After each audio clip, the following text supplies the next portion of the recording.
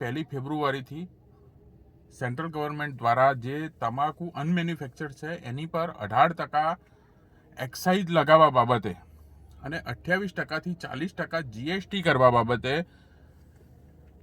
અમે લોકો આવતીકાલથી પોતાનું કામકાજ બંધ કરી રહ્યા છીએ. એ આણંદ અને ખેડા જિલ્લાના તમાકુના વેપારીઓ જ નહીં, પણ ઊંઝા, ઉનાવા, બનાસકાંઠા, સાબરકાંઠા તમામ ગુજરાતના તમાકુના વેપારી એસોસિએશનો આ નક્કી કરેલ છે.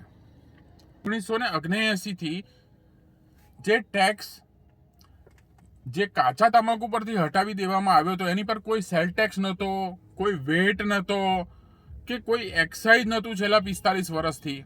એ સરકારે 28% જીએસટીના દાયરામાં 2017થી આ તમાકુને લાવીને હવે 40% કરીને એની પર 18% જે રીતે એક્સાઇઝ લાવવામાં આવી રહેલો છે એ સરાસર ખોટો છે, ખેડૂતો માટે પ્રાણઘાતક છે.